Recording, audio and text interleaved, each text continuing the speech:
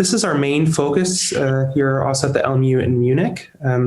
And we noticed that patients presenting in the real-world setting often have a very high incidence of clinically significant cytopenia after CAR T-cell therapy. And so we became quite interested in this toxicity.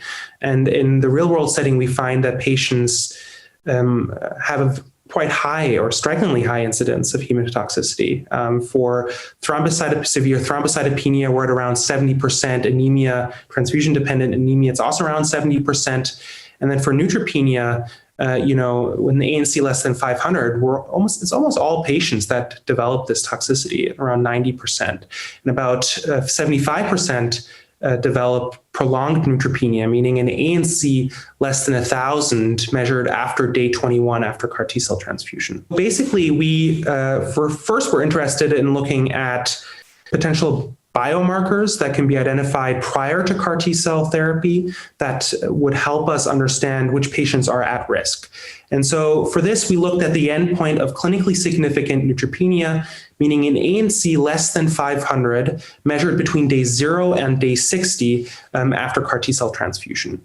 And we find that markers associated with an impaired hematopoietic reserve, such as a low ANC, hemoglobin, and platelet count, but also markers of baseline inflammation, such as an elevated CRP or ferritin, were correlated with a prolonged duration of neutropenia. And so we wanted to leverage these markers to develop a score that is predictive of this toxicity. And so that's how the CAR-HEMATOTOX came about. And it has 5 components: ANC, hemoglobin, platelet count, CRP, and ferritin. And we found on multivariate stepwise analysis that the factors ferritin and platelet count are especially important, and so they were additionally weighted. And so first, in our training cohort of patients treated in Germany, we found that the score, CAR-HEMATOTOX, was significantly correlated with an increased duration of neutropenia. And then we validated this in an independent patient cohort of patients from Lyon in France.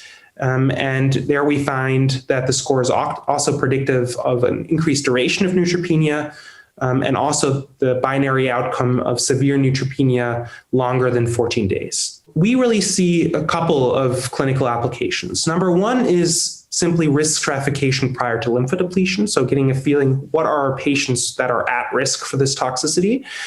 Number two would be, can we identify patients that would profit from anti-infective prophylaxis? So patients with a low-risk score generally had neutropenia less than 7 days, and so they would not fall within the IDSA guidelines for antifungal prophylaxis with mold-active agents, whereas patients with a high-risk score may profit from an antifungal prophylaxis in the clinical setting. And I think another application would be, can we identify patients who can be managed outpatient? Because this is often a toxicity that keeps the patient in the wards. And then I think the final application would be for patients that have an especially high risk for hematotoxicity. These might be patients that would profit from autologous stem cell collection. So that is something that we're now trying to optimize further. Can we identify those really, really high risk patients who might profit from autologous stem cell collection? We're looking to further validate the score in other independent patient cohorts, and also to validate the score prospectively. And then maybe we can find the one or the other clinical question that's interesting, where we can actually use this score to guide management on the wards.